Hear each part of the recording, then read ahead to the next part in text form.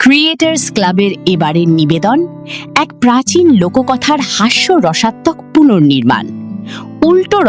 উল্টো রথের great breaking গপ্প। রসগোল্লায় রফা, কলমে নীলাদ্রি, গপ্প পাঠে সমরজিৎ, প্রযোজনা বিন্যাস প্রণতি, প্রযুক্তিগত সহায়তা সুজাতা। রসগোল্লায় রফা।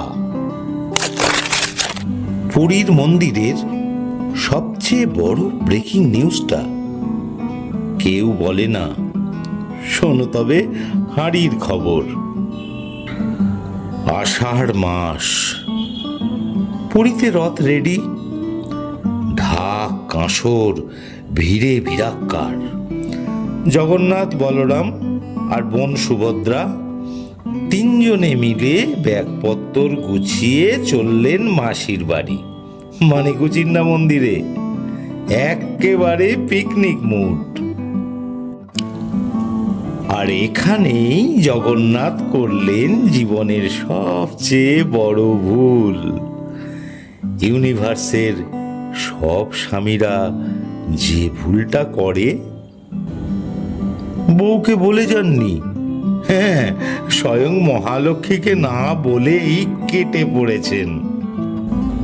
যাওয়ার আগে সুভদ্রা কনুই দিয়ে খোঁচা মেরে বলল, দাদা, বৌদিকে একবার বলে যা, পরে সিন হবে।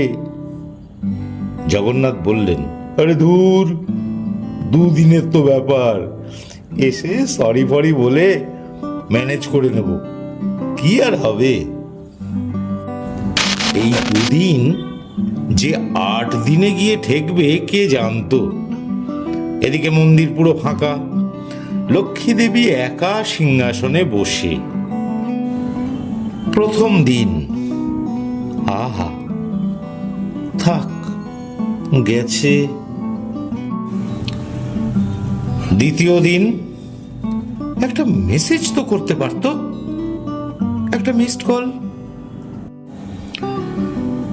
তৃতীয় দিন থেকে হাতে ঝাঁটা, মুখে ঝড়।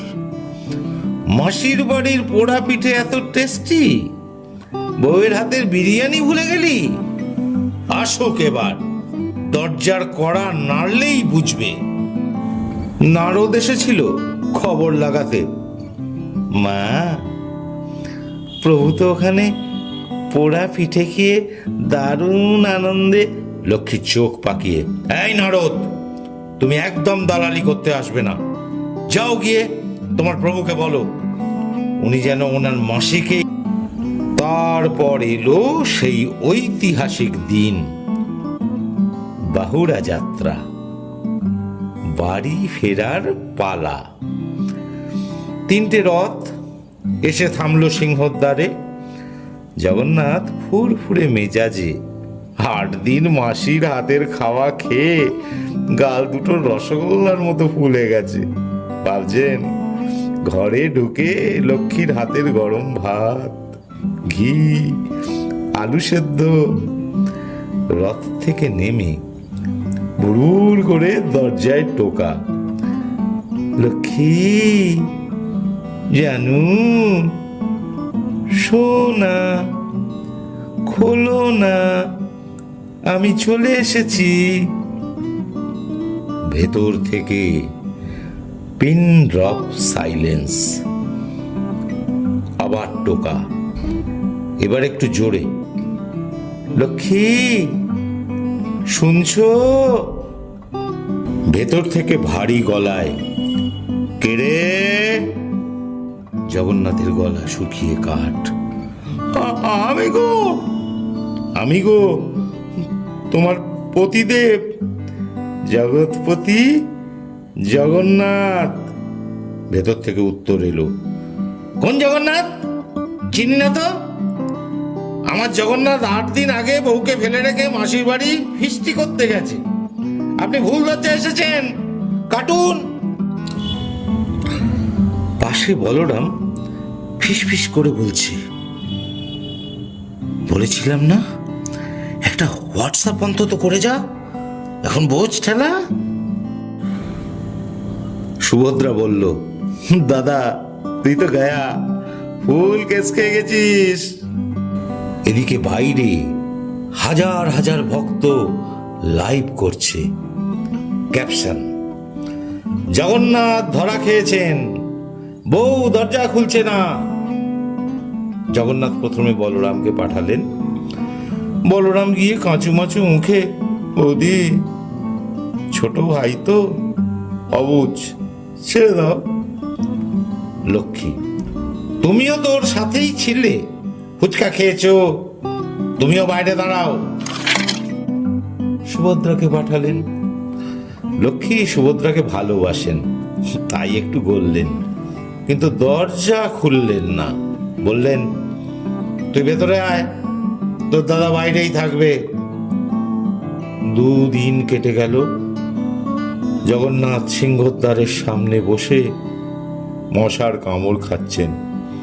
জগতের নাথের অবস্থা পাড়ার মোড়ে বউয়ের হাতে ঝাড় খাওয়া স্বামীর মতো। এদিকে বাইরে হাজার হাজার ভক্ত লাইভ করছে। ক্যাপশন: জগন্নাথ ধরা খেয়েছেন, বউ দরজা খুলছে না। 3য় দিনে পেটে টান পড়তেই মাথায় বাল্ব জ্বলল।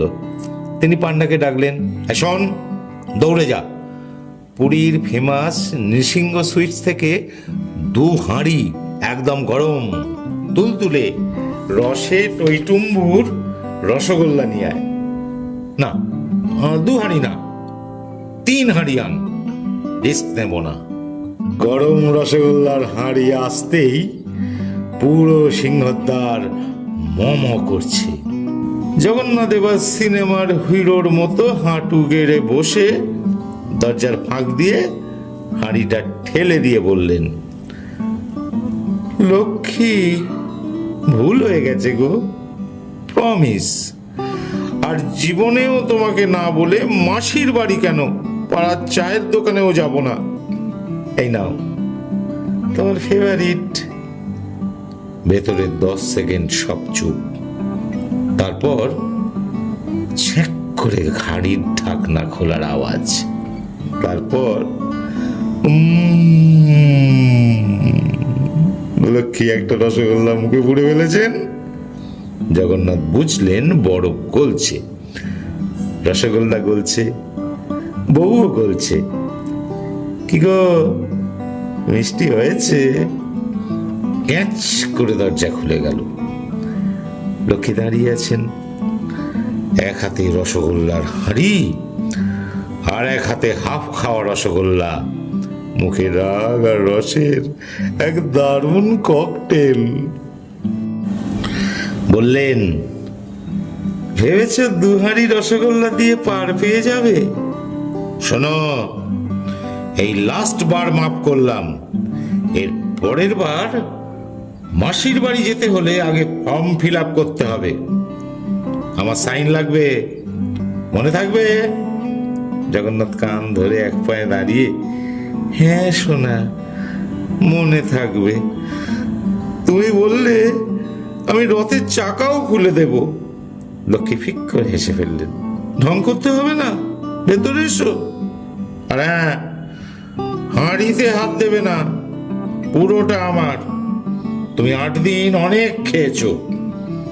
আর তখনই বাইরে ভক্তদের চিৎকার, জয় জগন্নাথ, জয় রসগোল্লা। সেই থেকে নিয়ম হলো, বাহুড়া যাত্রার পর জগন্নাথ রসগোল্লা দিয়ে বউয়ের মান ভাঙান। আর আমরা কি শিখলাম? সংসারে সুখী থাকতে হলে লজিক নয়, বউ রেগে গেলে তর্ক নয়, সোজা রসগোল্লার হাঁড়ি নিয়ে যাও,